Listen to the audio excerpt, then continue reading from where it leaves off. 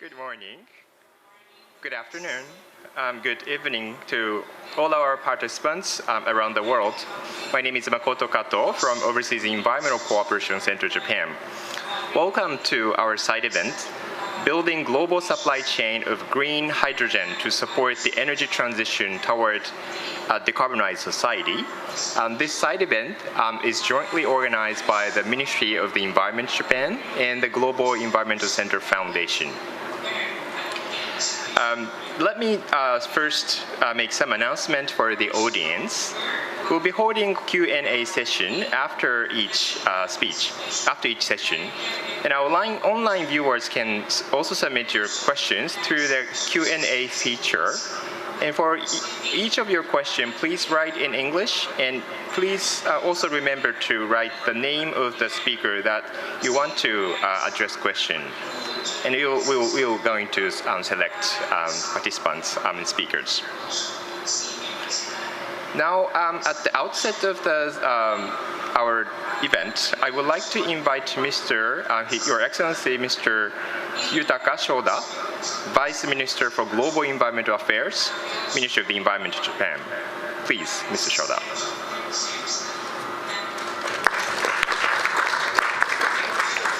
Thank you. Good morning, everyone. Thank you for joining this side event. Minister of Environment, Dr. Tsuyoshi Michael Yamaguchi, was eager to join this meeting physically, but unfortunately, he was unable to be with us today. So let me start with his opening remarks on video. Please. Good morning, ladies and gentlemen. I am Tsuyoshi Yamaguchi, Minister for the Environment Japan. Thank you very much for joining this side event on building an international supply chain of green hydrogen for the transition to a decarbonized society. It is most essential to drastically increase renewable energy to promote decarbonization in the Asia-Pacific region. Availability of renewable energy sources varies from country to country. In this context, hydrogen offers a significant advantage as an energy carrier to store or transport. Our ministry has been conducting pilot projects at 10 locations in Japan to produce and locally consume green hydrogen. For example, hydrogen is delivered to homes through existing supermarkets' delivery networks and utilized as an energy source of fuel cell battery. In this way, our ministry is paving the way to realize a decarbonized hydrogen lifestyle that incorporates green hydrogen into daily life. We are also embarking on a reconstruction project in Fukushima using green hydrogen. For example, green hydrogen will be used in local public bath facilities. In addition to these domestic initiatives, Japan has been also active overseas. This year, our ministry will start a pilot project to produce green hydrogen in Australia. It will be used in neighboring island countries. Japan and Australia will collaborate closely to accelerate bilateral cooperation with each other on green hydrogen toward decarbonization and realization of net zero emissions under the Partnership on Decarbonization Through Technology, which was agreed between our two leaders in June this year. I sincerely hope that today's side event will mark a great start of a bilateral cooperation between Japan and Australia to expand the green hydrogen market and build an international supply chain in the Indo-Pacific area, including the island countries in the Pacific. I also hope that we can further deepen our collaboration with multilateral development banks such as the Asian Development Bank and the World Bank to deploy green hydrogen in the region. Last but not least, it is my sincere hope that today's side event will also contribute to deepening partnerships among participants and stimulate the development of new business projects in the area of international supply chains for green hydrogen.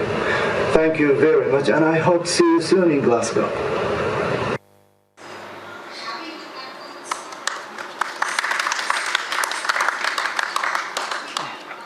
Next, we'd like to invite Minister Taylor, Australian Ministry for Industry, Energy and Emissions Reduction, as a video message for us. So let me start with his opening remarks on video.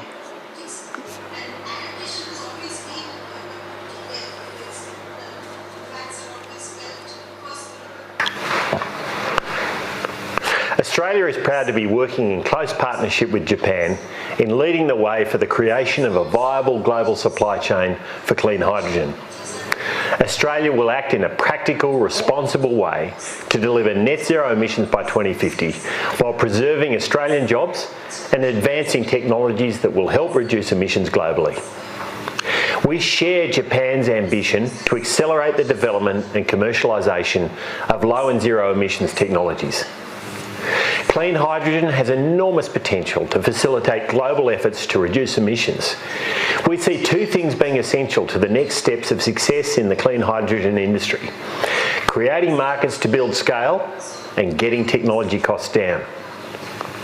Reducing costs is particularly important for the hydrogen produced from renewable energy, which is currently more than twice as expensive as alternatives such as production using natural gas with carbon capture and storage. Clean hydrogen is a priority technology under Australia's technology investment roadmap.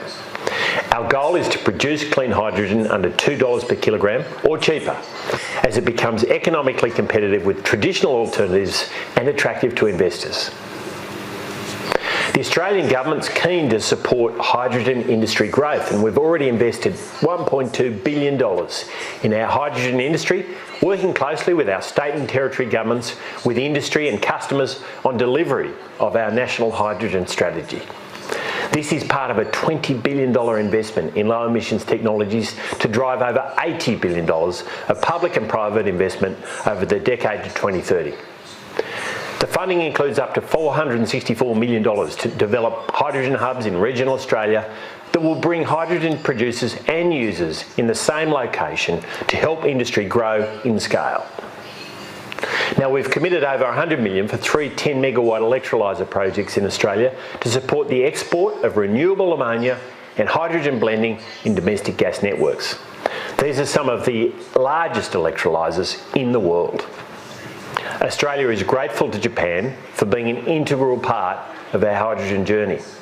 Together, we've already built some of the world's largest and most successful energy supply chains. Australia is looking forward to the first shipment of liquefied clean hydrogen made from Australian coal to Japan in coming months from our world-first hydrogen energy supply chain demonstration project in Gippsland, Victoria. And we're building on our achievements through the Japan-Australia Partnership on Decarbonisation through Technology announced in June. We're excited about our joint commitment to support initiatives such as lower emissions LNG, clean fuel ammonia and clean hydrogen that will help drive the transitions to net zero. As we look to new export opportunities, it's more important than ever to establish a robust framework for a future global trade in hydrogen. And this is one reason why Australia is also pleased to be playing a leading role with Japan and other countries to establish common carbon accounting methodologies for hydrogen certification. We're doing this through the International Partnership for Hydrogen and Fuel Cells in the Economy. International collaboration is vital for speeding up deployment of low emissions technologies like hydrogen and building efficient global energy supply chains. And that's why Australia is investing in building partnerships with Japan and other international partners such as Singapore, Korea, Germany and the UK to deploy these technologies. This year alone, Australia has committed over $565 million to back international partnerships on low emissions technologies. We look forward to continuing to work in close partnerships with Japan and other countries on clean hydrogen and other low emissions technologies in the year ahead. Thank you.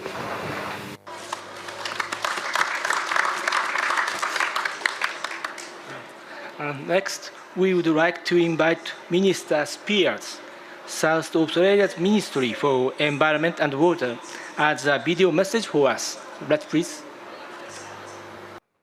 Minasan, konnichiwa. My name is David Spears and I'm South Australia's Minister for Environment and Water. It gives me great pleasure to be able to speak to you today at COP26 in Glasgow. I'm sorry I can't be there, but international borders don't allow it at the moment. However, I really want to say very clearly that Japan has no greater friend and partner than South Australia when it comes towards our joint journey towards a hydrogen-powered future. There is so much potential, so much opportunity here, and we look forward to working hand in hand with Japan as we provide your nation with clean green hydrogen, powered and created from our very significant renewable energy sources here in South Australia. So there follows a short video which will outline what we are doing in terms of hydrogen production and gives you an overview of our journey towards a decarbonised future. I hope you enjoy it and I look forward to catching up soon.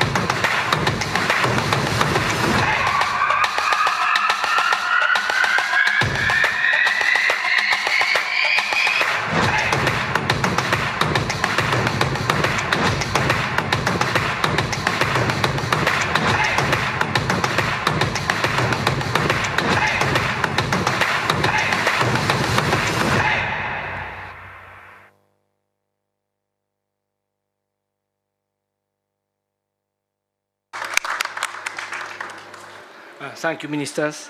As Minister Yamaguchi and Minister Taylor have just said, Japan and Australia will collaborate closely to accelerate bilateral cooperation with each other on green hydrogen toward decarbonization. We will also collaborate with the Asian Development Bank and the World Bank for regional cooperation on this area. Today, we have invited important stakeholders for Green Hydrogen Network, national government, governmental agency, international organization, and private sectors. It's my sincere hope today's side event will be a learning opportunity for all participants and will promote the dissemination of green hydrogen. Thank you very much.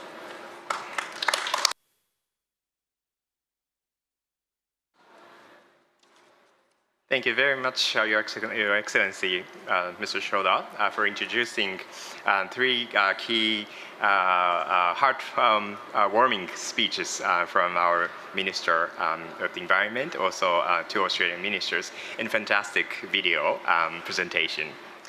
Now, with this, I would like to move to the next session. The first session is we're having three gentlemen on the floor and also colleagues from online.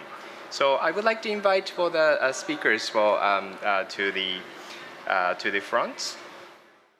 And as the first speaker, we are having the presentation about the from the Ministry of the Environment. The session one is introduction of green hydrogen projects supported by governments and financial institutions. And as the first presenter, I would like to invite Mr. Ryuzo Sugimoto, Director of International Cooperation and Sustainable Infrastructure Office, Global Environmental Bureau, Ministry of the Environment, Japan. Sugimoto-san, please. Thank you very much. Once again, thank you very much for coming to this event.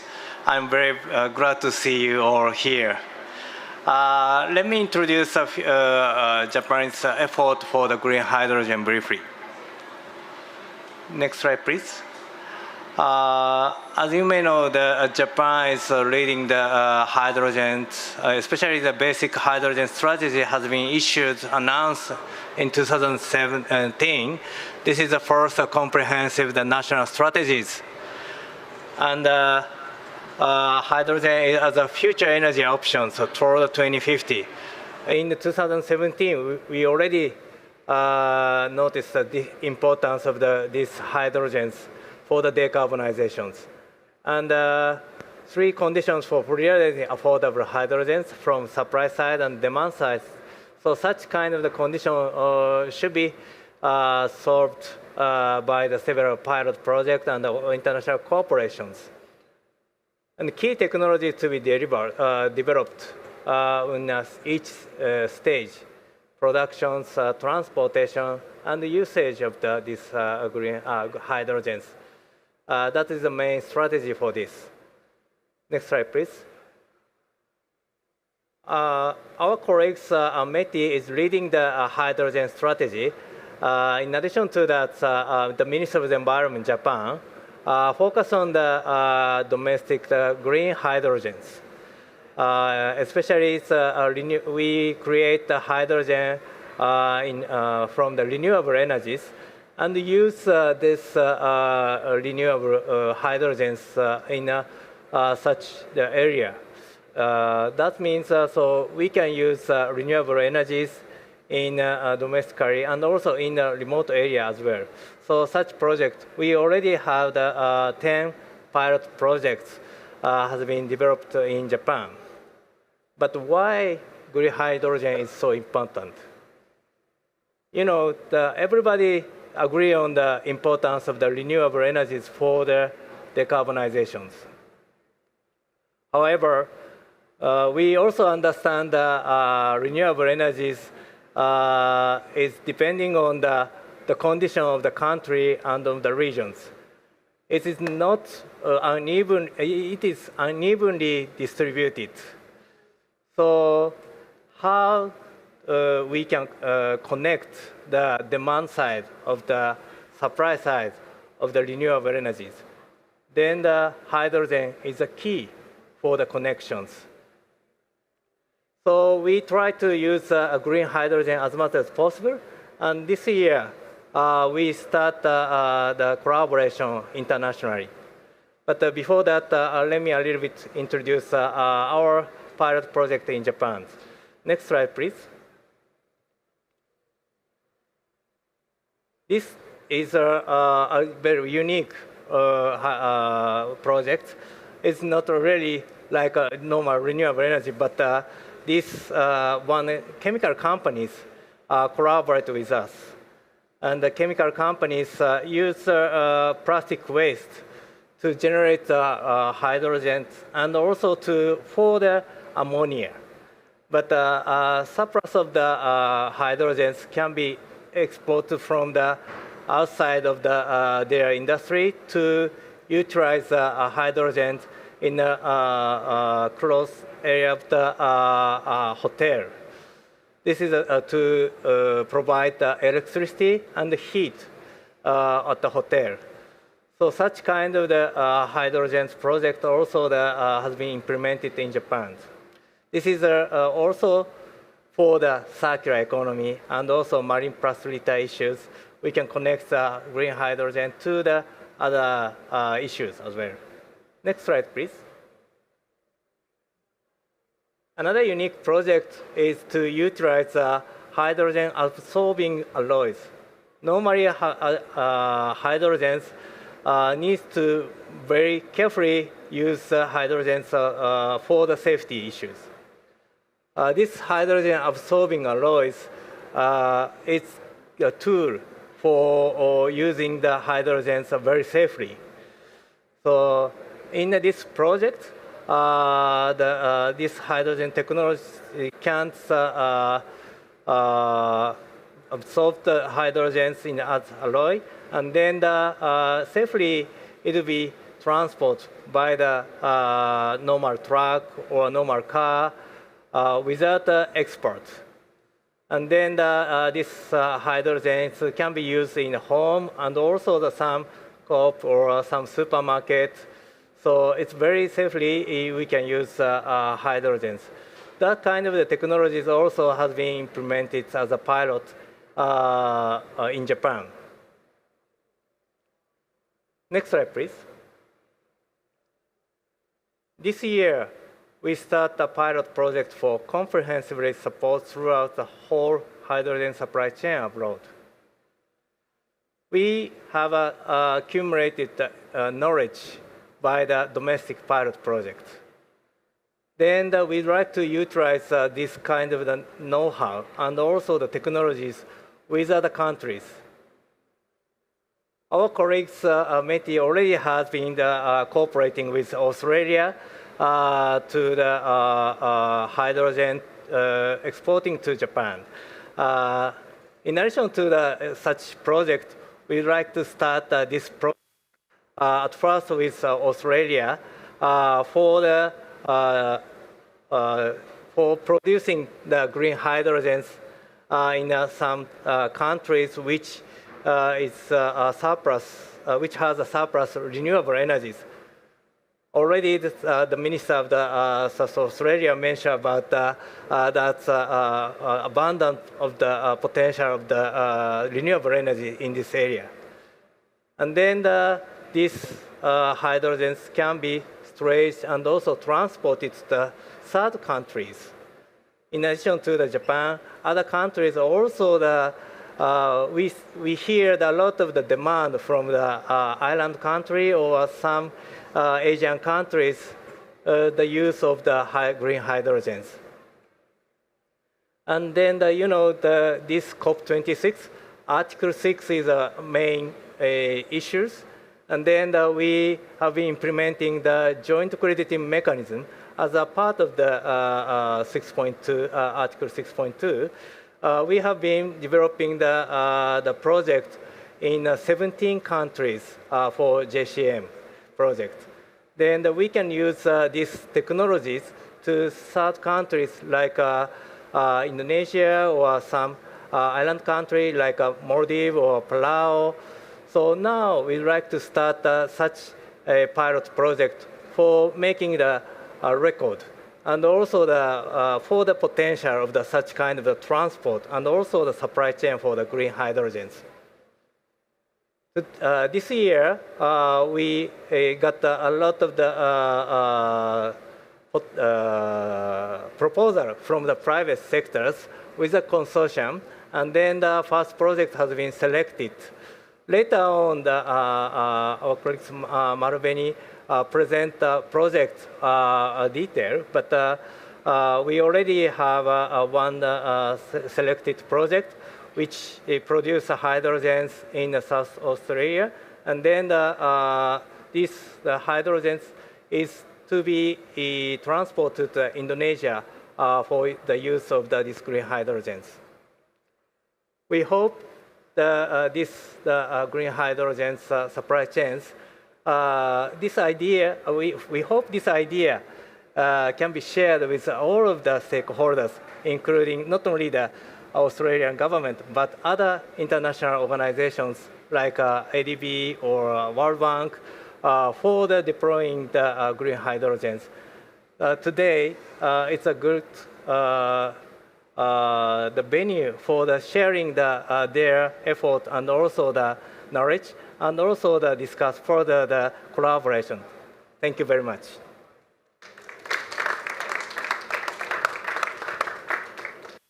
Thank you very much, Fro. It's been very exciting that Japan and Australia initiated for this very important initiative to promote green hydrogen, and with a view to involving third parties, nations. I think this is a really good momentum for us. Thank you very much, Sugimoto-san, for introducing the initiative by the Ministry of the Environment, Japan. Now, I would like to invite the next speaker, Mr. James Larson, Australia's Climate Coordinator, Department of the Prime Minister and Cabinet, Australian Government. Thank you very much, and thank you, Japan, for hosting this gathering. Is that the sound going okay? Good. Thank you so much indeed. Look, that was a great presentation, and I wanted to build on it a little bit. As Minister Taylor, Minister of Energy and Emissions mentioned, Australia is investing very heavily in hydrogen, and we are looking at something like $1.2 billion in Australian government investment. We are looking at the development of hydrogen hubs in locations across Australia, and that's very much a part of a very strong and proactive hydrogen development program run by the federal government. But I think the point that was being made in your presentation is absolutely key to this. Hydrogen is potentially extremely important for Australia from a domestic perspective, but it is also, in our view, going to be fundamental to our regional future. The arrangement that we entered into with Japan earlier this year in relation to hydrogen, of course, builds on a long history of hydrogen work that we have done together, but it is extremely important as a way of taking forward the practical application of what we can do in the hydrogen space. And the anticipated delivery of the first hydrogen shipment from Victoria, clean hydrogen produced from coal and from Victoria, that is an incredibly important pilot. When I look at Australia's positioning, and we reflect on the fact that the government, the Australian government has set aside something like 565 million Australian dollars, 420 or so million US dollars for international partnerships to help us progress relationships in the low emissions technology space. Hydrogen is such an important part of that. Japan is one of those key relationships, and the work that we're going to do with Japan in this space is going to be fundamental to demonstrating the practicality of the transition from a really well-established fossil fuel market, which Japan has been for Australia over a very extended period, to a renewables market and clean and then ultimately, no doubt, green hydrogen. But in a way, this is only the beginning. So our international partnerships also include a close research relationship with Germany, again in hydrogen. We signed this year a memorandum of understanding with Singapore on maritime ports, low emissions technology and approaches. Again, that will be very much focused on hydrogen. We also had a careful look, we've had a very careful look in the development of a technology partnership with Korea. Again, hydrogen will be a part of that. So I think hydrogen is absolutely key to how we anticipate the development of our technical and capability relationships across our region. And I think the point that you made just a moment ago, it's not confined to those very developed markets that we already have. Australia is obviously a key supplier of coal and gas to markets like Indonesia, Vietnam, Thailand, to an extent the Philippines, our immediate region. And so we very much see the work that we are doing with Japan and other international partners in the clean hydrogen space as a critical part of our responsibility to help our region and our long-standing traditional resources customers, the transition of those customers from fossil fuels to renewables. That's not going to happen overnight. You can't just turn off exports overnight and leave countries to their own devices. We're going to have to work with those countries in terms of an effective and managed transition, and hydrogen is a key part of that story. I will also mention the work that we did with Japan in the context of the Quad leaders meeting led by President Biden in the United States earlier this year.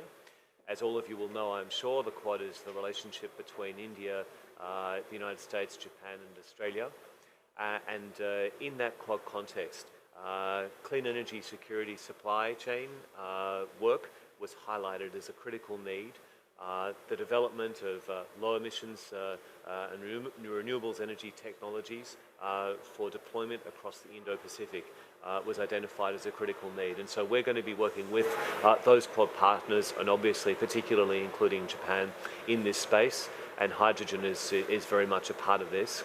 and it'd be remiss of me not to draw on our own Prime Minister's remarks. Prime Minister Morrison, his comment very much about the technology and the energy transition we're seeing is that ambition is fine, but it's actually about the how. It's how we deliver, it's how we deploy. And we see getting technology at an appropriate cost point into the hands of our developing country nations and partners in our region. That is going to be key to a net zero future, and hydrogen and our relationship with Japan is very much a part of that. Thank you. Thank you very much, Mr. Larson. Indeed, I agree. Well, this is our future of our direction, and then I think Australia is actually taking the lead in the world, especially when this Asia Pacific or in the Pacific region. I think this is a great opportunity for Japan as well, and I hope it's going to be strengthened together. Thank you very much for your great speech. Now, I would like to invite Mr. Darren Miller, Chief Executive Officer, the Australian Renewable Energy Agency. Please, Mr. Miller, yes. Thank you very much. It's a pleasure to be here. Delighted to be here with my Australian colleagues and my new Japanese friends who I've met today. It's a very important relationship for Australia, and I'm very delighted to be here. We have a saying that we leave the best to last, and this is my final engagement, formal engagement at COP, and therefore this is the best engagement, so thank you very much. As you said, my name is Darren Miller. I lead the Australian Renewable Energy Agency, which is Australia's federal government agency responsible for the early stage innovation through to commercial deployment, but we provide grants to new projects. And green hydrogen, renewable hydrogen, has been a key focus of my agency for at least 4 years now, and we've invested quite heavily in the space with over 33 projects from lab research all the way through to deployments, with $163 million of Australian government money committed to those projects. We're a $3.7 billion agency, and hydrogen is a key element of our past and future strategy. And so I see us being very involved in the relationship and many of the projects that we'll put on the ground in Australia that will be of benefit. I think the value I can add today is to talk practically about the strategy and why what we see as important, and give some practical examples of some of the projects we have in our portfolio, some of which have Japanese partnerships to date. So we've heard about the commitment from the government with the $1.2 billion, and we're a share of that. And from our perspective, the key challenge, and as set in the government's technology roadmap, is to get the cost of production down. The thing we have to do is to move from what we think is about $6 to $9 Australian to produce hydrogen today to the $2 target, which is $1.50 US in today's exchange rates, and below that to have a heavy industrial opportunity and to overcome the tyranny of distance and the issues of shipping hydrogen. We need much lower cost hydrogen. It becomes very apparent from the green perspective that to have low-cost hydrogen, you need very low-cost renewable energy input into that production process. And so the Australian government, in the latest low emissions technology statement, and my agency's strategy, is to drive down the cost of solar production much below where it is today. We have a target in our federal government's plan to produce solar at $15 per megawatt hour. Again, that's about $11, $12 US. That is a roughly 2/3 cost reduction from today's levels. It's a very ambitious plan, and ARENA has taken on that challenge with our own strategy called Solar 30-30-30. And the 330s represent a 30% module efficiency, up from 22% today. So that's an increase in the performance of the modules to 30% efficiency. The second 30 is 30 cents per watt installed in the field. So that's not the module, that's the full system that is able to produce electricity at 30 cents per watt, which is a 70% cost reduction from today's levels. And we'd like to achieve all of that by 2030. A very ambitious time frame, a very ambitious goal.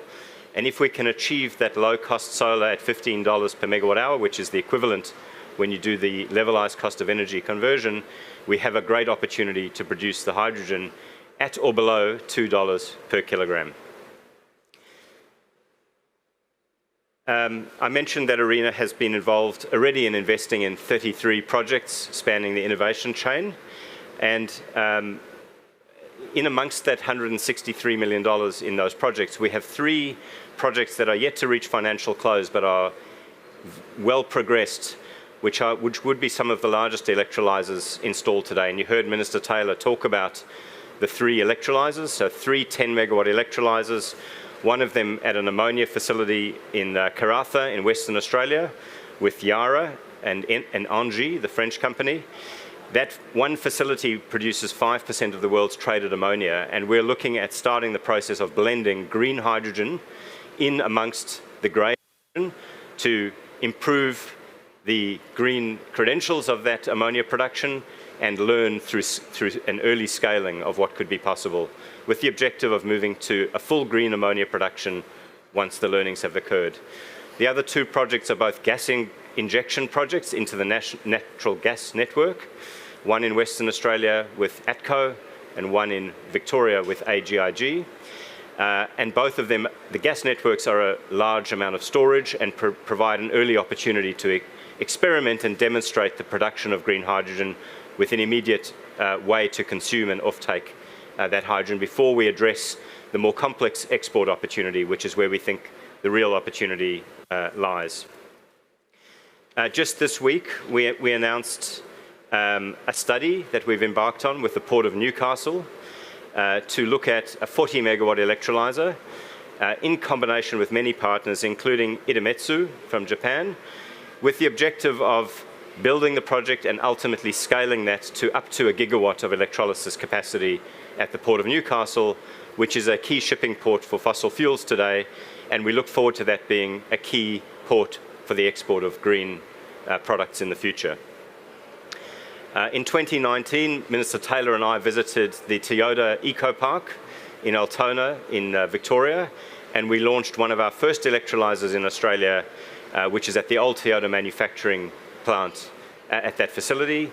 And that's a small electrolyzer demonstrating the ability to produce, and I know Sam in the audience has the pleasure of taking our previous chief scientist's fuel cell vehicle to be refueled at that plant on a regular basis. And Sam will no doubt be able to tell us how that goes. So those are just a few examples of some of the very important projects we're doing in Australia, the projects we're doing with Japan. We are enormously excited by the opportunity that this presents and the possibility of collaborating with you well into the future to the benefit of both our countries and the Indo-Pacific region, and congratulate you for the partnership and the work you're doing, and thank you for the opportunity today. Thank you very much.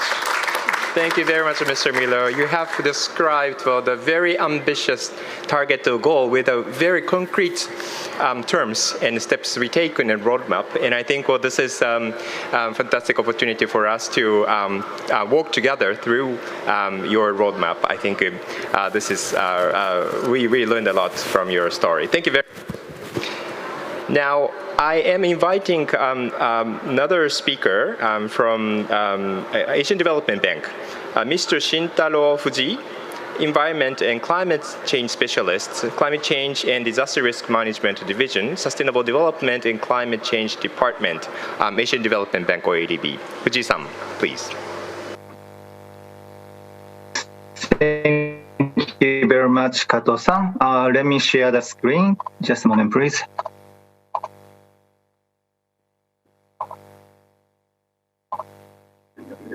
Okay, can you see the screen? Okay. Yes. So, okay, so let's get started. So, good morning, good afternoon, or good evening. I'm Shintaro Fuji from Asian Development Bank, ADB. So, I'm managing the Japan Fund for the Joint Crediting Mechanism, JFJCM. So thank you very much for giving this opportunity to speak about our activity on hydrogen and JFJCM. So first, I would like to introduce ADB briefly. So ADB was established in 1966 as a multilateral development bank. And ADB provides loans, grants, and other services to our developing member countries in Asia and the Pacific. In 2020, ADB committed a record $31.6 billion US. So in 2018, ADB formulated the strategy 2030, which is our overall long-term corporate strategy. And strategy 2030 has several operational priorities, and one of them puts emphasis on tackling climate change, building climate and disaster resilience, and enhancing environmental sustainability. We also set out ambitious targets. First, at least 75% of committed operations support climate change mitigation and adaptation by 2030. And second, as our president announced last month, we are raising our ambition to deliver $100 billion in cumulative climate financing from 2019 to 2030. We have also updated our energy policy to formally withdraw from financing new coal-fired power generation and support the development of sustainable and resilient energy system in line with the Paris Agreement. So ADB's new energy policy guides ADB support universal access to reliable and affordable energy services while promoting the low-carbon transition in Asia and the Pacific. The policy is based on these 5 principles. First, securing energy for prosperous and inclusive Asia and the Pacific, including electrification and gender equality. Second, building a sustainable and resilient energy future. This includes deploying more renewable and low-carbon energy and promoting a just transition. And third, supporting institutions, private sector participation, and good governance, including updating and strengthening NDCs and long-term strategies for decarbonization.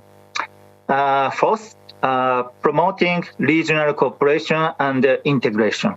And fifth, integrated cross-sector operations to maximize development impact by combining finance, knowledge, partnerships, and our country-focused approach. In terms of green hydrogen, the energy policy mentions that newer technologies are maturing that can contribute to a clean energy transition, and the green hydrogen and other technologies can play a role in transitioning the business areas that are more difficult to decarbonize, such as long-range transport, industry, and space cooling and heating. ADB provides a wide range of support on hydrogen. Knowledge sharing through workshops and publications, supporting government policy development, such as strategy, roadmap, and regulatory framework, and enhancing the hydrogen trading platform to utilize unused renewable energy resources and the international supply chain for global GHG reductions. Supporting pilot and scaling up, and lastly, supporting finance hydrogen projects, including production, transportation, and distribution infrastructure, as well as market applications. So the Japan Fund for the Joint Crediting Mechanism, JFJCM, is one instrument that can support those activities on hydrogen.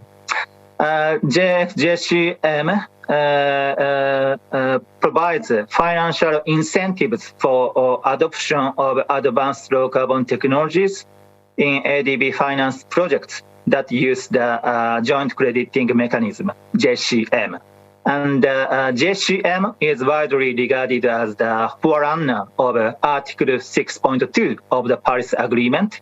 And the ADB so far is the only multilateral development bank to have a fund that utilizes the JCM.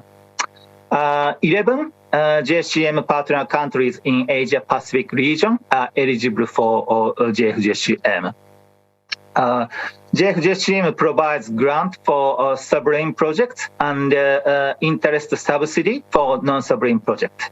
And the maximum amount of JFJCM grant or interest subsidy is 10% of total project costs, capped to $10 million. Currently, we are conducting a hydrogen pre-feasibility study by using JFJCM fund. The main purpose is to identify the opportunities to introduce hydrogen infrastructure in Maldives and Palau. The survey is ongoing, and further consultation with the governments is necessary, but the survey tentatively suggests that the priority in parallel, pilot-scale hydrogen projects should be developed to increase readiness and capacity for achieving net zero. Possible technologies to be piloted should include first, fuel cell boats for inter-island transportation, and second, hydrogen-based microgrids with cogeneration, for example, for hotels in resort islands. So, lastly, we believe that green hydrogen has a key role in achieving carbon neutrality. So we look forward to working further with our partner governments, the private sector, and all stakeholders on green hydrogen. That's all. Thank you very much. Thank you, Fuji-san. It's been very encouraging that the finance institution has just joined us for hydrogen work. And I think it's really good that the ADB, in the context of the development of Asian countries, in making efforts to push these efforts toward the realization. Thank you very much, Fuji-san, for your introduction. Another finance institution, the World Bank. Dr. Dimitrios Papatanios, Global Director for the Energy and Extractive Global Practices, the World Bank. Dimitrios, please.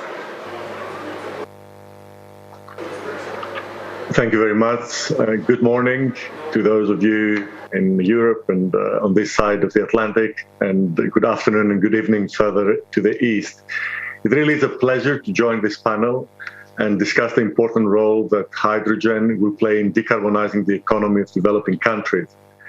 We really appreciate Japan's leadership in convening this meeting and in developing and implementing green hydrogen solutions in the Indo-Pacific region.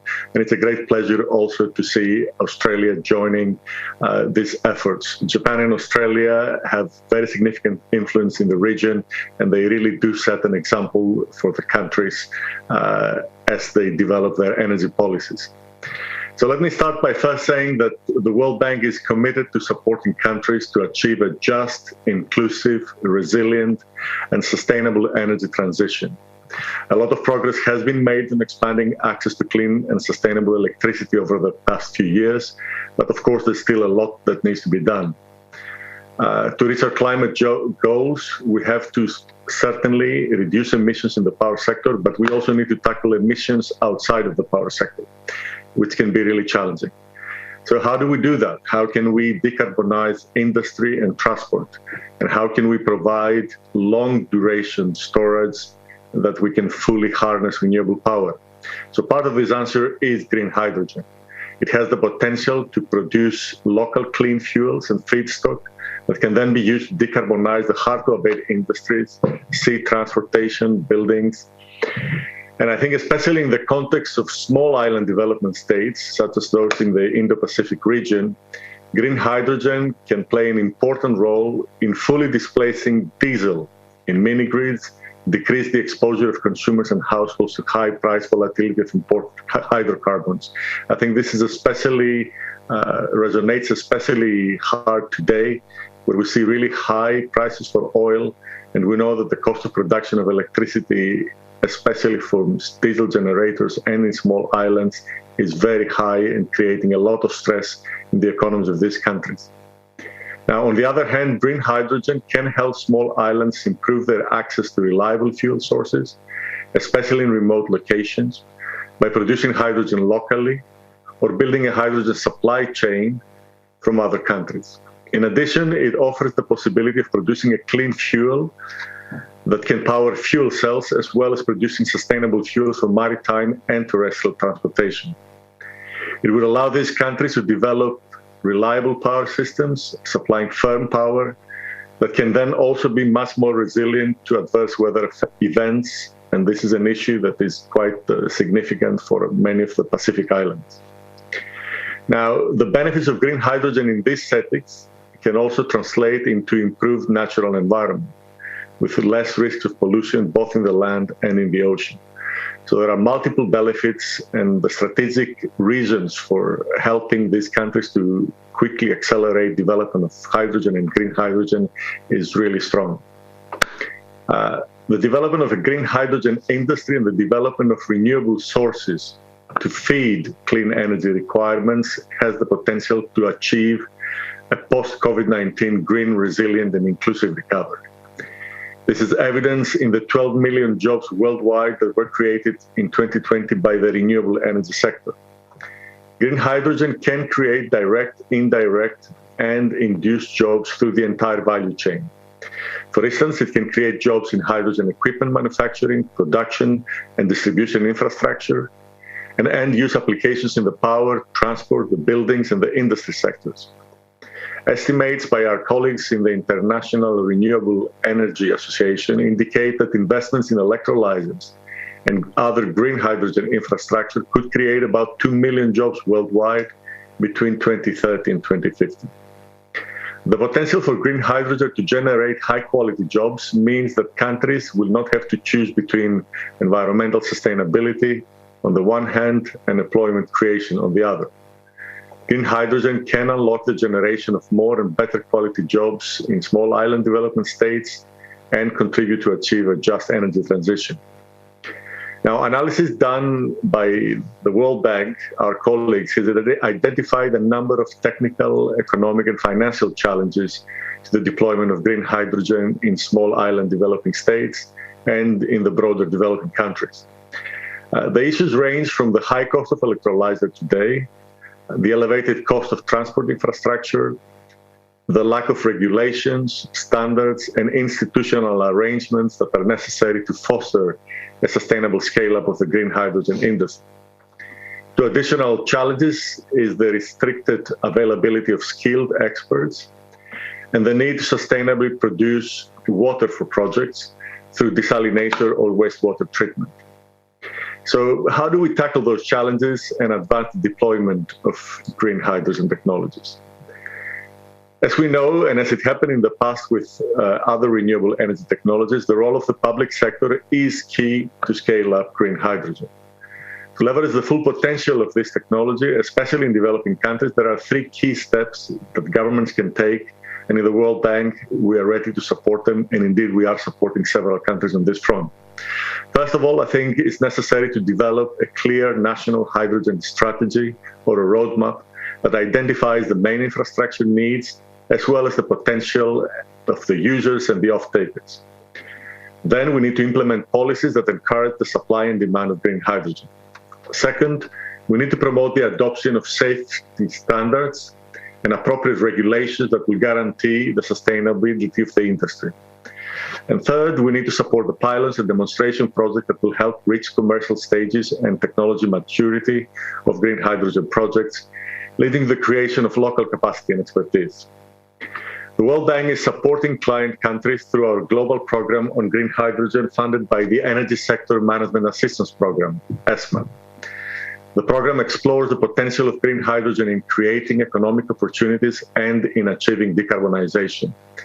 It raises awareness about the socioeconomic benefits of green hydrogen in our client countries. Now, thanks to this program, countries benefiting from ESMA assistance in developing green hydrogen strategies, we've identified near and long-term opportunities and tackling the challenges related to the deployment of green hydrogen projects. I would also like to use this opportunity to thank Japan for its commitment to support green hydrogen adoption in developing countries through their support to ESMA. We strongly believe that having the support from a world hydrogen leader such as Japan is boosting the impacts of our programs. The World Bank is providing technical assistance and financial support to identify and deploy the first green hydrogen investment operations. For example, we're starting in Chile, where the technical team is supporting the creation of a green hydrogen fund that will mitigate some of the main risks perceived by the private sector and improve the enabling environment for green hydrogen in the country. These first projects, such as the one in Chile, will deliver key insights and understanding on technology, engineering, and procurement aspects. Concessional financing will also be critical to develop pilot projects at scale, to gain experience and to reduce the technology risk in developing countries in general, and in the Indo-Pacific region in particular. In this region, the World Bank has active dialogue in the Philippines, in Indonesia, in Vietnam, and Pacific Islands, among others. And we already have active green hydrogen engagements in India, where we're supporting the country in upgrading its national strategy to include green hydrogen. At the global level, over 15 countries have announced green hydrogen strategies, and developing countries are closely following international discussions and progress achieved in high-income countries. As testimony of this interest, the World Bank is already responding to requests to support 13 developing countries to better understand the role that green hydrogen can play in achieving their development and climate objectives. And we find that there is a lot of interest and a lot of demand in receiving such support from the World Bank. So we look forward to continuing to partner with leading countries like Japan and Australia and others present in this forum to help mobilize sufficient concessional funds that will be needed to scale up the technology and to make available to the most vulnerable economies, including countries that are relying today solely on diesel and heavy fuel oil to meet their energy needs. We really are looking forward to continue working with everyone, and we are very optimistic about how green hydrogen can really help with the decarbonization agenda and development. Thank you very much. Thank you very much, Dimitrios. Well, congratulations for your excellent presentation. Also, let me return to you for questions slightly later on this. So we have excellent presentation speeches from Australia, Japan, and also the World Bank and Asian Development Bank. And I think this is a really good input for us to proceed our discussion. While we are a little bit behind the time, but I think with your indulgence, we would like to throw questions at our audience and as well as participants because it's very interesting to have your views on your efforts. So questions are very simple. What are your roles and strengths in building global supply chain of green hydrogen? What are strengths and roles of your country or your institutions? Maybe, I would like to request my a question to Mr. Larsen, maybe from Australian perspective. What do you think is the Australian strength and also the roles to be played? I'm getting very confused with my mask and everything. That's Look, really I think difficult. actually Darren Miller will be a person who can answer this substantively as well. Look, obviously the key thing is offering is as a supplier, we have vast produce clean energy, solar, hydro, and we also have the capacity using our existing resources infrastructure, as we see in relation to the project in Victoria, drawing on coal resources. We have a huge capability to use that existing resource base to produce hydrogen and then sell into, well, first of all, to develop the technology necessary for both storage and transport, but then to sell into our region and beyond. And of course, I would say that the fact that we have those long-established Indo-Pacific, Asia-Pacific relationships, Japan, Korea, obviously, but also those other countries that I mentioned that are very much a focus of our future partnerships. Those established relationships and the linkages that we have are key going forward. Darren, I don't know whether you... Yeah. Can you hear me? Yes, well, to microphone to Mr. Miller. I think you can speak out. You can hear me? Yeah, yes. I think James is. I think James's point is completely accurate. Even though I'm from the technology side, I would say that the historical proof of the trust in the relationship and the willingness to work together is the main thing that we have to offer. And that's the historical relationship, and then obviously the natural resources for the future production is important. Yeah. It's very nice to know, nice to hear our willingness to work together. This is a really strong message. Now, maybe I also would like to take up a question from the floor. We have already received from question from Solomon Island, actually. Well, he wants to know, Mr. John Korinihola, he's actually missing from the Ministry of Mines and Energy and Rural Electrification. And I think this question goes to Sugimoto-san. So he wants to know more about green hydrogen and how, for example, countries like Solomon Island, which an island country, can participate in the partnership for this technology and initiative.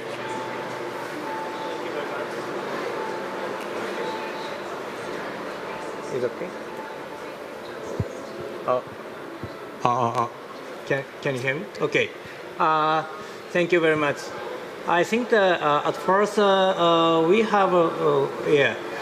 we face a lot of the issue for the decarbonization in the Indo-Pacific area. Unlike other nations or other continents, the EU and Africa can connect renewable energy by line, but in the Pacific area, it's divided by the oceans, and then that's why green hydrogen is a key for the decarbonization in the Pacific area as a whole. And then the island countries, we understand a lot of the issue or challenging for decarbonizations. The limited, sometimes the limited source of the renewable energies, and also the not connected well with transportation. So that's why we started this project. At first, we'd like to start some pilot projects we also would like to invite the private sectors as well. Not only just public financing the project, but also that we'd like to, for the continuously or for the sustainable business, we'd like to invite private sectors for this area. So that's why we start not the public financing project, but kind of a subsidy scheme for private sectors. That's one. So please just at first, maybe we would like to see the outcome or the progress of the private sector's project supported by the government financing. What kind of the technologies or what regions can incorporate those technologies, and also can start supply chains. I think of course Pacific Island countries has a big potential for collaborating this the supply chain scheme, and but for this maybe we need to step by step. So that's why at first we start with some countries, and then if we could see some potential, also the kind of the progress we can transfer to other countries. I think maybe so we can start with other countries' collaboration as well. Thank you. Thank you very much, Sugimoto-san. Well, that day, I hope it's coming very soon, but I think this is a good time for us to initiate for the pilot activities, as he mentioned. Now, for the two colleagues from the finance institutions, for Dimitrios, what is actually the World Bank's expectation and roles to be played to fill in this green hydrogen space? What is your perspective at this time Thank you very much for the question. In the very short term, our main role is to make sure that we can respond to the very sharply increasing demand from our client countries on knowledge about what is the potential of hydrogen, what can be done in their countries, and helping them with preparing the studies and the analysis that shows how hydrogen can fit into their economies. So this is what we're doing in the very short term. And in the medium term, and depending on particular countries, we are actually looking at a number of projects and how we can help them with financing. I mentioned that we have active engagements from the very large countries like in India, where there's a hydrogen mission ongoing, and we're helping the government of India to develop that. And we're looking at a much smaller places and countries like the Comoros Islands and several of the countries in the Pacific, the smaller Pacific islands, where we see that hydrogen has really the potential over the longer term to replace almost everything that runs on diesel.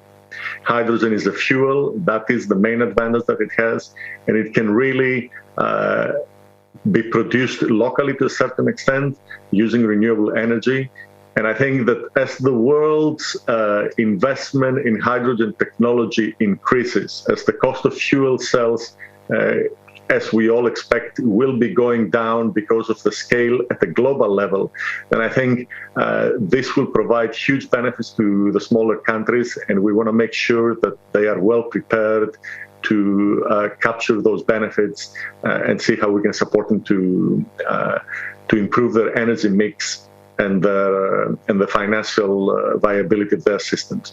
So we're both technical assistance and, as soon as we can, financial support. And again, I would like to offer this opportunity that we're really looking forward to working with colleagues in Australia and Japan, especially as we want to expand the knowledge about what hydrogen is about and demonstrate that it really works and it can deliver benefits. Thank you. Thank you very much, Dimitrios. Now, Fuji-san, from Asia Pacific perspective, I would like to invite your final comments. Thank you, Kato-san. I have the same view with Dr. Dimitrios said. And ADB has its role and strengths in finance, knowledge, and partnerships in Asia Pacific. So we can add value to our developing member countries by combining these elements. And in the context of hydrogen, ADB is willing to support developing the green hydrogen supply chain, mainly through 5 areas that I have explained earlier. So the first, sharing knowledge, and the second, supporting policy development, and the third, enhancing hydrogen trading platform. fourth, supporting pilot projects and scaling them up, and fifth, providing finance. So to materialize the concept of the green hydrogen supply chain in Asia and the Pacific, we need to enhance the enabling environment through policy, technology, and capacity development, so that the private sector can invest in such projects and scale up further. We would like to start with supporting pilot scale projects to demonstrate the effectiveness of such advanced technologies in developing countries while increasing readiness of the recipient countries for hydrogen infrastructure. So for this purpose, our JFTSCM team is conducting a pre-feasibility study, and we would like to identify the possible investment opportunity to scale up the green hydrogen. And we would like to cooperate with other partners, including Japan, Australia, and World Bank, and other stakeholders. So we look forward to working together further. Thank you. Thank you very much. With this, we have very rich discussion for the first session, and I hope this is making a momentum for our joint efforts on Australia and Japan, and also other partner countries. So I would like to invite your hands to the gentlemen on the front and also online for their excellent presentation and speeches. Thank you very much. Now we are diving onto into the next session. Next session 2 is introduction of green hydrogen technology and case studies. And I would like to invite Mr. Kazuo Yonekawa to the front for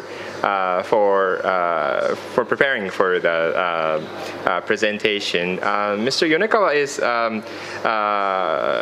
from Quality and Environment Division, Environmental Management Department of Panasonic.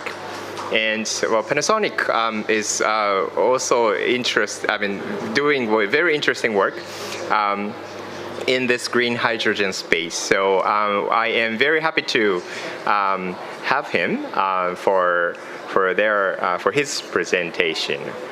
And also on the ground floor, his company actually prepared a very nice presentation area, and I hope you're going to join us after this session. So, Mr. Yonekawa, you're ready.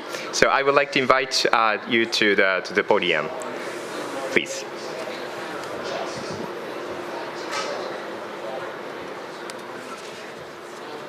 Yeah, hello and good morning and good afternoon and good evening. My name is Kazuo Yonekawa from Panasonic. Today I introduce our project Redesign the Economy and Society Using Hydrogen Towards the Realization of Carbon Neutrality. Next, please. This is our decarbonized society with our product, hydrogen fuel cell. Next, please. Yes. We show this with diorama in Japan Pavilion, and you can get further information there. There are 3 key points which is highlighted blue. Construction of hydrogen infrastructure included hydrogen pipelines. Hydrogen fuel cells means the local product for local consumption. It is good for resilience that prevents large-scale power outages in a disaster. Achieving zero carbon dioxide emissions throughout the entire supply chain through the use of green hydrogen. Next, please. This slide is advantages of Panasonic hydrogen fuel cells. Our hydrogen fuel cell is scalability with optimum output as distributed power. Please see below and explain that it is the flexible installation and possible according to the demand scale. This is cogeneration system. Outputs both the electricity and the heat. The heat is around 60 degrees Celsius. It's very hot and useful. The entire system can continue to generate electricity even if one unit stops due to maintenance. Next, please.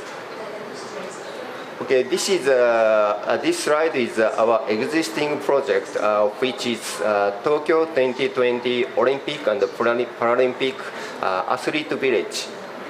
We call the Harumi flag in Tokyo. It is first Japan's the full-scale hydrogen infrastructure. We had already provided our hydrogen fuel cells, totally 24 units, the 120 kilowatt, to these 4 common areas, like the meeting room or gym. It is our one achievement. Next, please.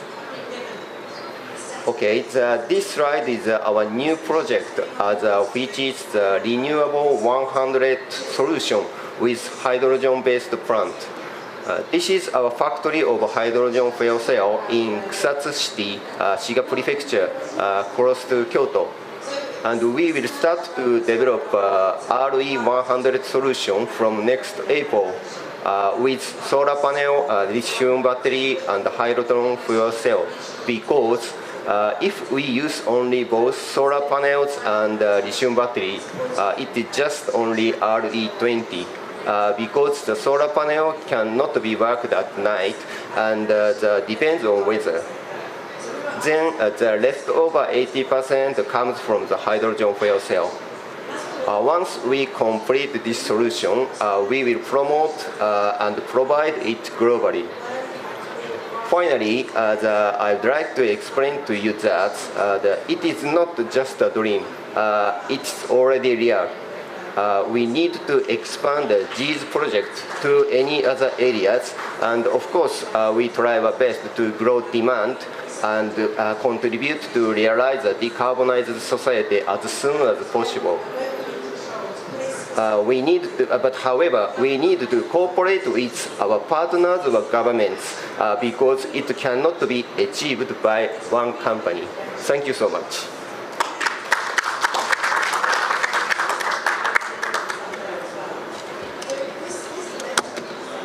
Thank you very much. Well, it is not a dream.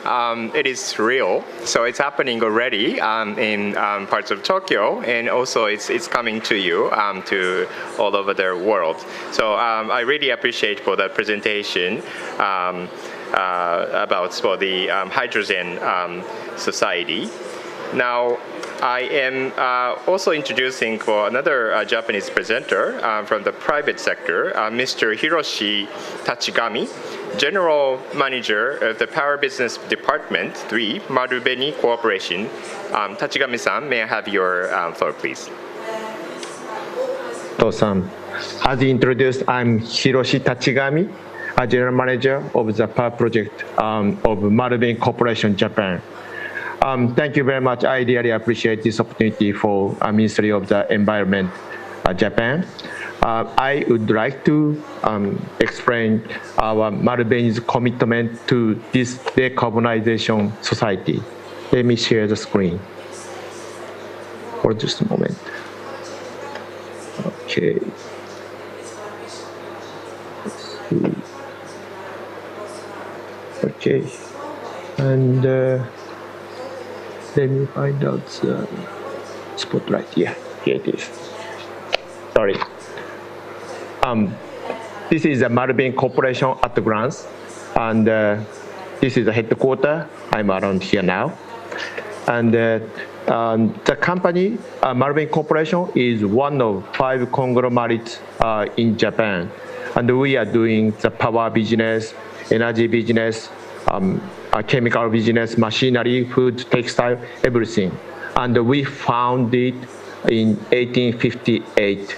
So the company is running more than 160 years. I would like to say company creed sorry, it's in Japanese, but sei, shin, wa. That means fairness, innovation, and harmony.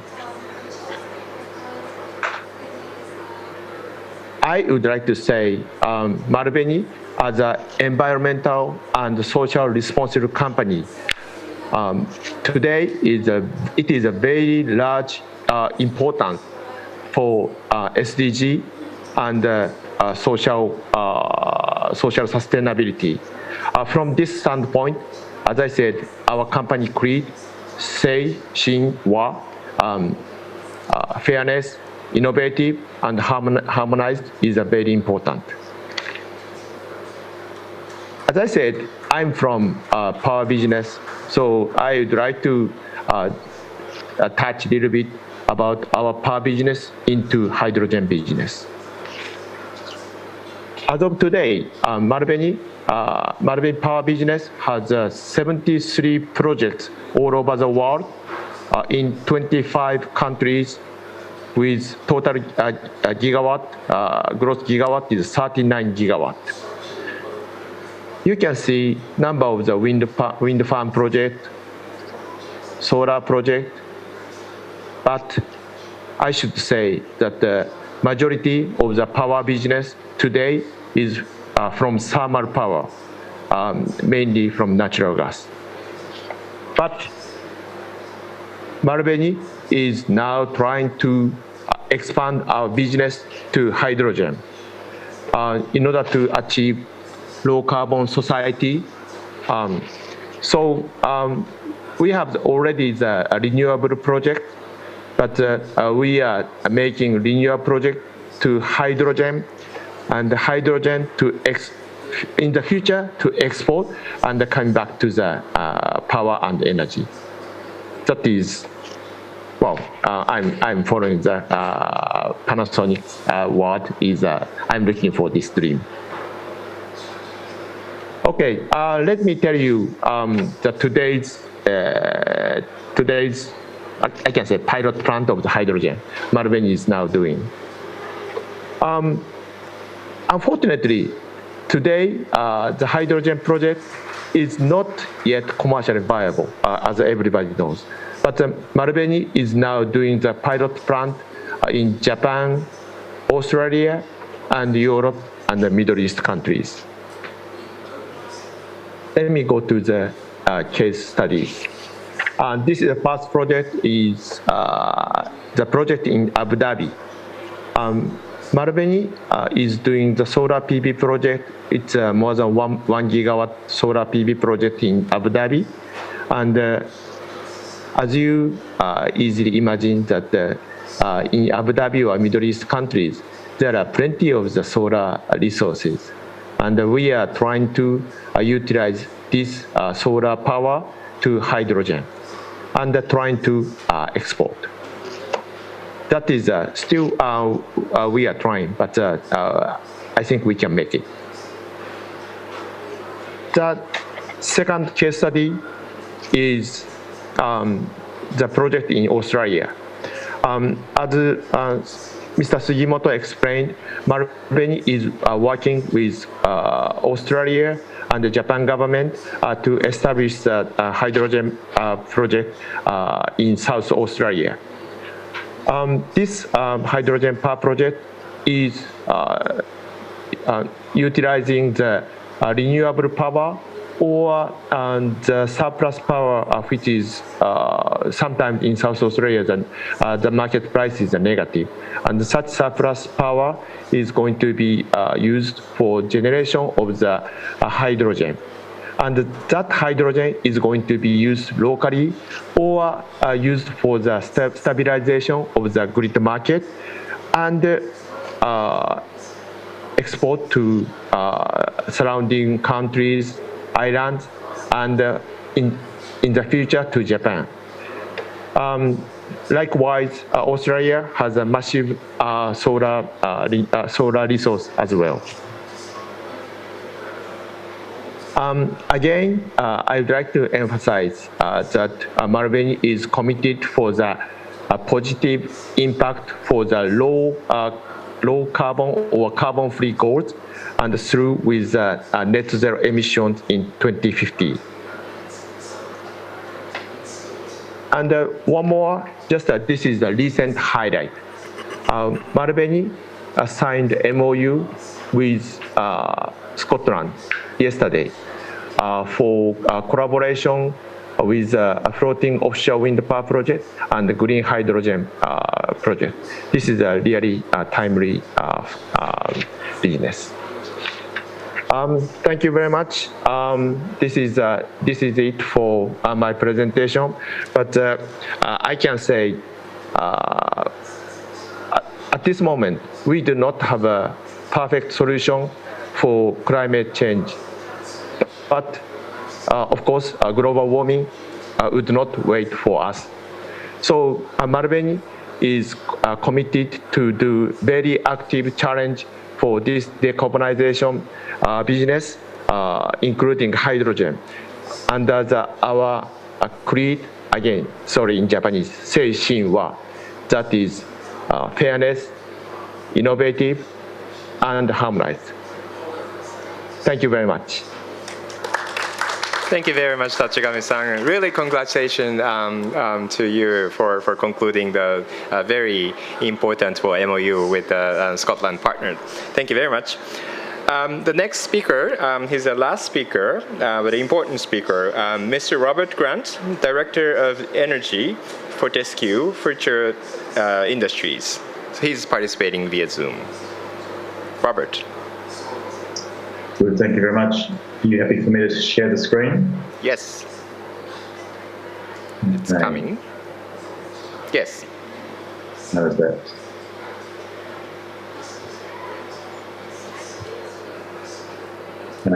So I think you are you controlling the slides? Yes. Okay, great. Well, thank you very much for the opportunity to speak this afternoon. Yes, I'm Rob Grant from Fortescue Future Industries, currently Director of Energy and Global Engagement.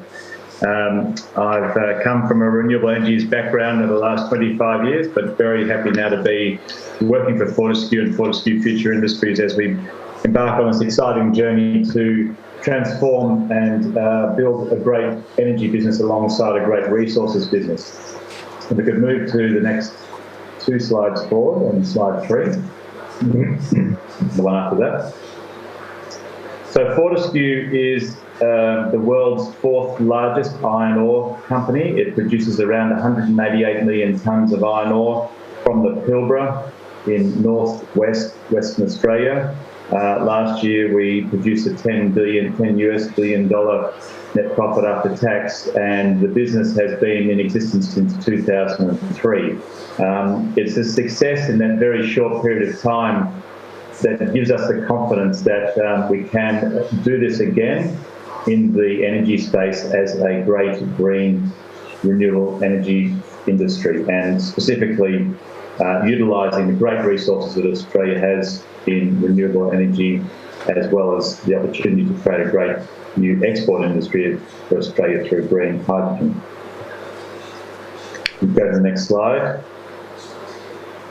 Our plan is to harness those renewable energy resources first here at home, so across Western Australia, in South Australia, as previous speakers have spoken about, Queensland, and then globally, to harness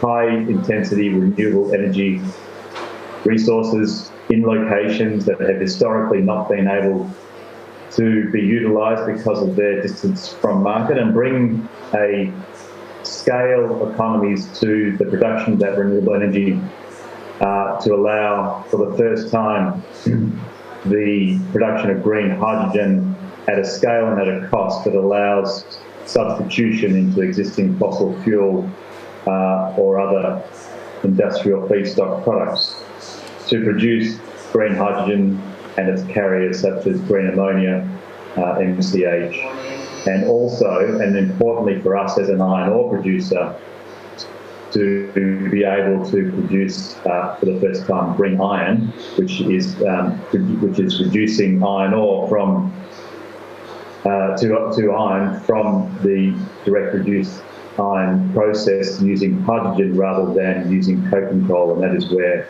all of the substantial emissions from the steelmaking industry come from. The next slide. We begin that journey at home, and we set ourselves up to have to be competitive as a green renewables and resources company, because we set ourselves stretch 2030 net zero targets for scope 1 and 2. That is far ahead of any other resources company in the world. And additionally to that, we've set ourselves a 2040 net zero target for our scope 3 emissions. That's the emissions of the production of steel from the downstream use of the iron ore produced in the Pilbara. So to give you some context, our scope 1 and 2 emissions, about 2 million tonnes per year. Converting that into steel escalates to 200 million tonnes per annum of CO2. And our view is that as our iron ore customers in North Asia need to meet their emissions targets, we need to be providing them with the quality, with the reliability and the scale of green hydrogen to allow them to make that green steel a reality in the coming decades. Just move to the next slide. How are we doing that decarbonisation for ourselves? Well, we are investing already just under $1 billion in the integration of our mining operations into a single electricity network. We are installing substantial amount of new solar, substantial amount of new batteries, and shortly some new wind into that network to decarbonise the stationary energy fleet. And then we move on to the reduction of emissions from our most heavy emitting part of the business, which is our mining fleet. That's the large haul trucks and the associated mining equipment, and the railway network and some shipping network. We currently burn around 700 million litres of diesel a year in our mining operations, and unabated that will probably go to about 1 billion litres. So we're currently working on technology and development, actually at an industrial scale ourselves, to trial the combustion of ammonia in locomotive engines, in shipping engines. We've just announced today that by the end of 2022 we will have a ship, our own ship, running on green ammonia for the first time. And transforming assets like drill rigs, and if you move to the next slide, also our haul trucks onto a combination of either battery or hydrogen fuel cell platforms. The picture here on the left, it is a bit of a Frankenstein truck, but that is something that we've put together ourselves. We would like the OEMs to be moving with us. We're encouraged by the ones that are engaging on this program, but we're not waiting for the OEMs to produce the product that we need by 2030. We are on this journey and hopefully in many ways leading them and encouraging them to come with us. And as I said before, then downstream of our own decarbonisation, creating enough green hydrogen to start decarbonising our customers for iron ore, for the production of green iron, and then supplementary sectors such as green cement and green fertiliser, etc. Let's move to the next slide. Outside of the Pilbara, where our mining operations are, we have a number of projects under development. Probably the most progressed of those is a 250 megawatt electrolyser, green hydrogen and green ammonia project based in Bell Bay, Tasmania. That's utilising the renewable energy that comes from the hydropower system already existing in Tasmania. And that we are aiming to reach FID in the first half of next year to produce around 250,000 tonnes of green ammonia per annum, making it by far the largest in Australia and probably the world when it comes online. We recently announced in Queensland that we'll be not only developing and working with Incitec Pivot on the Gibson Island existing SMR green ammonia production facility, but they're potentially turning that into another green ammonia facility by changing out the front end to produce green hydrogen and ultimately green ammonia, and also the manufacturing facility that we announced in Gladstone, which will, for the first time, see the installation, the building of a 2 gigawatt electrolyser factory at Gibson Island. Across in the Pilbara, we do have those projects that I just mentioned previously, but obviously what we see as a great opportunity, and Darren alluded to it before, is there is also in the Pilbara a large amount of hydrogen needed for ammonia production on the Burrup Peninsula, and we're very excited to look at the second phase of how to decarbonise the operations of not only those ammonia producers, but it's a very significant natural gas and LNG industry. And then moving further north, we have a project in the development of the Kimberley, which we've also announced a partnership with ENEOS, and that would be for NCH. So trying to build a portfolio around Australia of utilising large-scale renewable energy opportunities to convert into the first of either domestic or international green hydrogen and carrier export. We just move to the next slide. We then try to translate that across the globe to be able to produce from a network of large hydrogen hubs, predominantly in the southern hemisphere, to support customers in the northern hemisphere and reach a target of 15 million tonnes of green hydrogen production by 2030. So again, you might have seen over the last couple of weeks and months announcements around Argentina, around Jordan, around PNG, and as I said earlier, for the first time being able to think about bringing a market to renewable energy projects that have otherwise remained dormant or undeveloped because of their lack of proximity to existing and traditional electricity demand markets. Next slide. We come at this through not just the lens of decarbonisation, but also social justice and working with communities. And this comes in many forms. There are communities in transition who will have to move away from fossil fuels onto a different form of employment through the demise of fossil fuels. And there are new communities that we need to bring on this journey, whether it be for supporting large-scale renewable energy investment or the production and export of green hydrogen. But clearly projects in all of these jurisdictions will not be undertaken unless all of these key guidelines and criteria are met. Next slide. So where do we see the future? We are very excited about the engagement that the activity that FFI has been talking about has now triggered within the customer market, and it's green hydrogen is an interesting market, and it's completely nascent. It's neither supply nor demand constrained, but the level of understanding and the clear direction that we're setting that Australia is going to become, and an Australian company is going to become, another low-cost, high-quality, high-reliability producer of green hydrogen for our customers in the Northern Hemisphere is eliciting enormous amount of interest in offtake, and we'll be hopefully very soon announcing something for Tasmania specifically.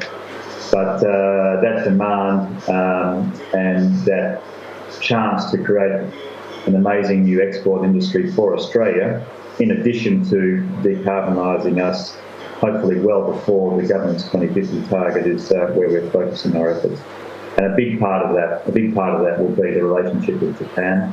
And will be built on very similar terms, I suspect, as has been the case in the success and growth of the iron ore industry and the success and growth of the LNG industry over the last 20 or so years. And we look forward to the same being the case for green hydrogen in the coming decades. Thank you.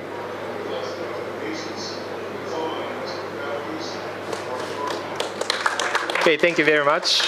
Great presentation, and I think your company has making a very aggressive policy in pushing forward for green hydrogen initiative. Actually, our time is actually behind the original schedule, so that we wanted to take questions, but maybe we should continue this discussion, because I think this is actually the start of our communication, start of our joint work together, and I think we're going to communicate with each other even after this. And I hope maybe after this side event, you can go down to see Panasonic's actually the physical presentation about the hydrogen town efforts. So with this, I would like to invite all the colleagues to join us with hands, or to show to thank all the presenters for great contribution. Thank you very much. Now, finally, I would like to invite Mr. Sugimoto to provide his final remarks on behalf of the organizers. Okay. Thank you very much. Once again, thank you very much for joining this event in Glasgow and also online.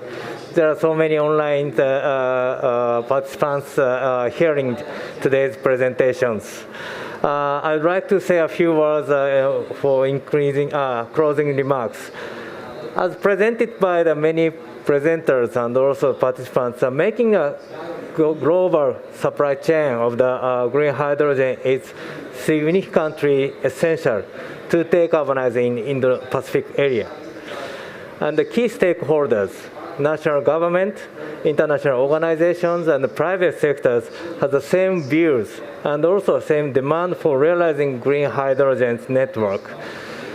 This is not a dream, this is not a future, this is real. Today, at the beginning of our collaborations, we made a fruitful discussion, and I personally learned a lot from many presenters and get an idea for the further cooperations. We sincerely hope that today's side event will make a great start for the regional cooperations on green hydrogen in the Pacific area. Thank you very much for your attention. Thank you.